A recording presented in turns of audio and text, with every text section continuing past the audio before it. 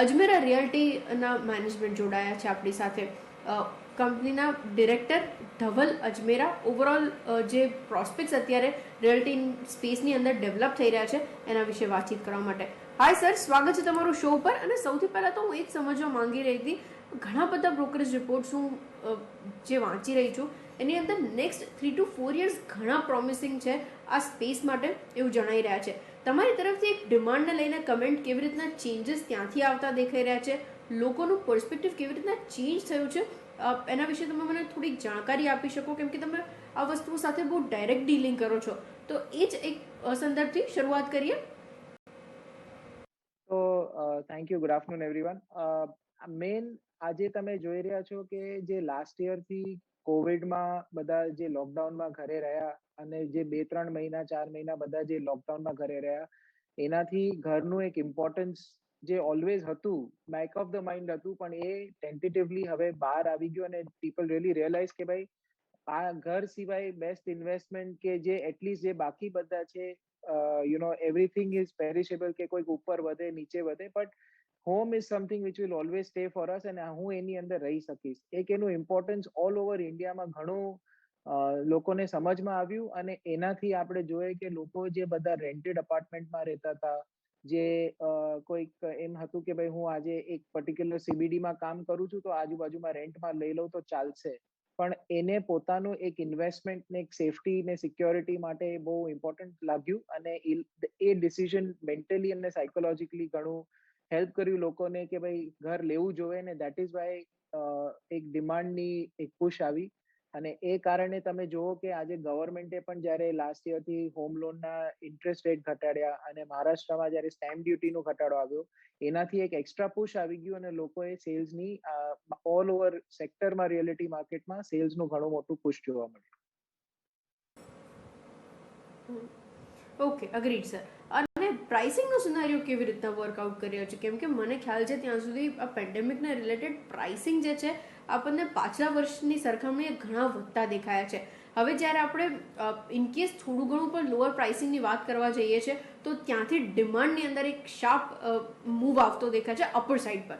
તમે આ સિનારીઓ કેવી રીતના વિટનેસ કર્યો છે, સ્પેશિયલી જો અફોર્ડેબલ હાઉસિંગ સેગમેન્ટની વાત કરવા જઈએ કે પછી લક્ઝરી સેગમેન્ટની વાત કરવા જઈએ, કેવી રીતના ટર્ન અરાઉન્ડ આવતું દેખાઈ રહ્યું છે અને પ્રાઇસિંગ ટ્રેન્ડ્સ પાછલા વર્ષની મુકાબલે આ વર્ષે કેવી રીતના દેખાઈ રહ્યા છે તમને? તો પ્રાઇઝિંગમાં એવું છે કે જે ready to move in inventories છે, જે ઓલરેડી સ્ટોક રેડી છે, એમાં ડિમાન્ડ એ સૌથી પહેલા પ્રાયોરિટી પર છે. અને બીજી વસ્તુ એની અંદર પ્રાઇઝિંગમાં એટલી બધી ખેંચતાણ નથી હોતી બીકોઝ પબ્લિક એ જોઈ રહી છે કે આજે આ ફ્લેટ અવેલેબલ છે, રેડી છે, they can move in today. So that is where એની અંદર બહુ એટલું બધું પ્રાઇઝમાં શોર્ટેજ કે કોઈ ડિસ્કાઉન્ટિંગ કે એવું નથી થતું. જે અંડર કન્સ્ટ્રક્શન છે, જે અફોર્ડેબલ હોમ્સ છે, જે એ બધા જે એની અંદર હવે તમે જુઓ છેલ્લા 1 વર્ષની અંદર જેટલા પ્રોજેક્ટ લોન્ચીસ થયા છે અને જે થયા છે એ they have been priced absolutely right. અને એની અંદર કોઈ એવું નથી કે જસ્ટ બીકોઝ આજે હું એક XYZ પ્રાઇસ છે અને મારો બ્રાન્ડ છે તો હું 10-20% હાયર કરીને વેચું. એ એવું અત્યારે પોસિબલ નથી. Developers are practical, people are practical and prices have been rational અને એની વજહથી આજે ડિમાન્ડમાં પણ સર્ક્યુલેશન દેખાય છે. પણ તમે લાસ્ટ 6-8 મહિનાથી જુઓ તો એક પ્રાઇઝિંગમાં જે અત્યારે પ્રેશર દેખાતું જાય છે as far as cost of construction is concern, because input cost એટલી બધી વધી ગઈ છે છેલ્લા 6-8 મહિનાની અંદર કે અત્યાર સુધી આ ટેમ્પરરી ફેઝ હોય તો સસ્ટેનન્સ આવે, પણ હવે જે આગળ જતા દેખાય છે because input cost all over India એટલી વધી છે જેનાથી આઉટપુટ કોસ્ટ ડેફિનેટલી હાયર થવાની છે અને એ ઇફેક્ટ લોકોને આવશે કેમ કે પ્રાઇઝિંગ ફોર્સફુલી ડેવલપરે વધારવા પડશે કેમ કે કોસ્ટ ઓફ કન્સ્ટ્રક્શન વધી રહી છે. ઓકે. અને આના જો કન્ઝમ્પશનની વાત કરવા જઈએ તો જે મોટા ડેવલપર્સ છે આ હાઇક પાસ ઓન કરી શકશે.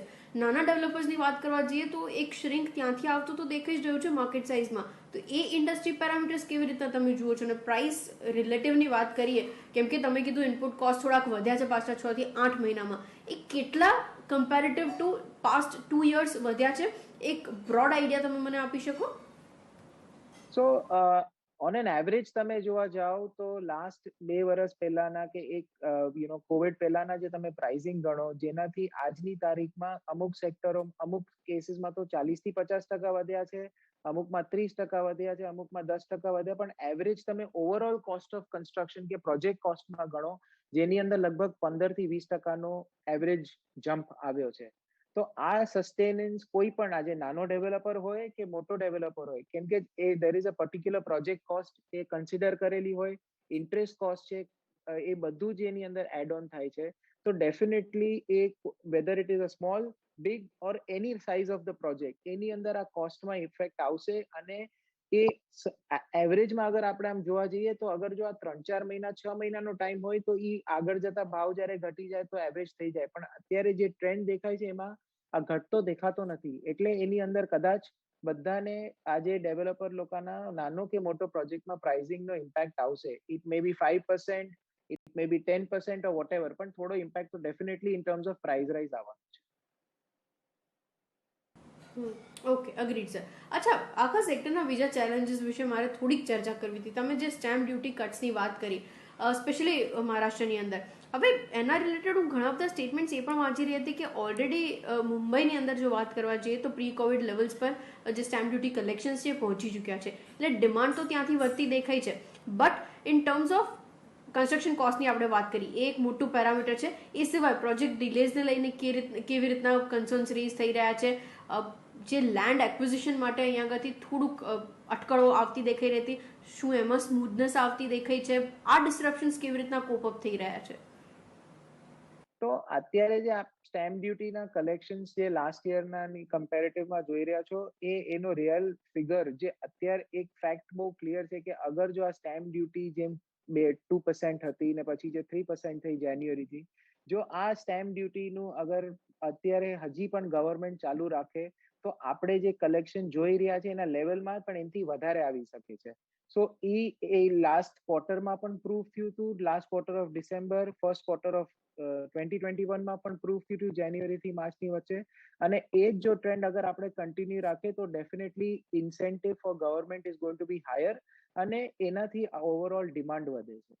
As far as the other challenges are concerned, જે પ્રોજેક્ટ રિલેટેડ છે કે કન્સ્ટ્રક્શન રિલેટેડ છે, યસ, હજી ચેલેન્જીસ સેક્ટોરિયલ સ્પેસિફિક આજે બોમ્બેમાં, પુનામાં, બેંગ્લોરમાં બધી જગ્યાએ થોડા થોડા હોય જ છે, but it is a routine level which is manageable. But definitely અમારું એટલું જ એક સરકારને અને ગવર્મેન્ટને છે કે થોડું પ્રોએક્ટિવનેસ જે સરકાર તરફથી દેખાય છે એ હજી થોડી વધી જાય તો આ સેક્ટર જો આગળ રિવાઇવ થશે અને આ સેક્ટરમાં જો મુવમેન્ટ આવશે, જેનાથી 280 અધર સેક્ટર્સ જે એન્સિલરી સેક્ટર્સ છે જેની ઉપર પણ એની અસર દેખાશે અને ઓવરઓલ માર્કેટની ઇકોનોમીમાં પણ અસર દેખાશે.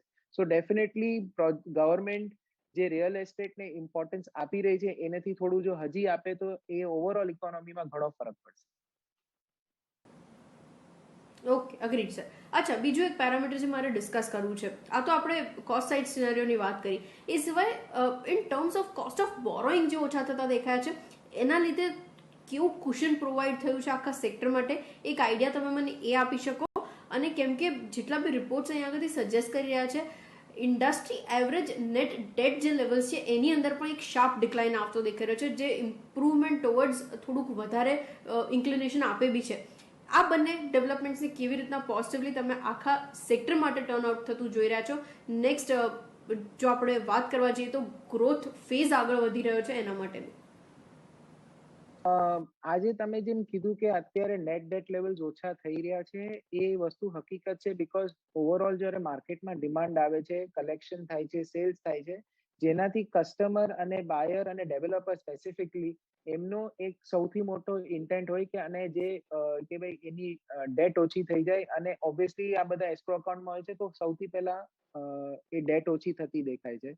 હાવેવર અત્યારે જે નોર્મ્સ છે આરબીઆઈ તરફથી અને બેન્કિંગ તરફથી અમારા હિસાબે હજી પણ થોડા સ્ટ્રિક્ટ છે, જેની અંદર થોડું ડીલેવરેજ કરવાની ઘણી જરૂર છે, જેનાથી આ સેક્ટરમાં હજી ઇમ્પ્રુવમેન્ટ આવશે, લિક્વિડિટી થોડી વધશે અને એનાથી સ્પેસિફિકલી માર્કેટ ગ્રોથ હશે. સો યસ, ઇન્ટરેસ્ટ લેવલ અમુક સર્ટન પર્સન્ટેજીસ ઓછા થયા છે, બટ અમુક in terms of low abiding અને strictness in terms of money to give to the project is becoming difficult. So એની અંદર એક થોડી લિક્વિડિટી લાવવાની જરૂર છે. એ લિક્વિડિટી ઇમ્પ્રુવ થવાથી માર્કેટમાં જે અત્યારે મુવમેન્ટ છે આ મુવમેન્ટને ટ્રેન્ડ કન્ટિન્યુ થતો દેખાશે. સો એ આરબીઆઈ ને અને બેન્કિંગ સેક્ટરને બહુ ઇમ્પોર્ટન્ટ વસ્તુ છે જેની અંદર એ લોકોએ ધ્યાન દેવાનું છે.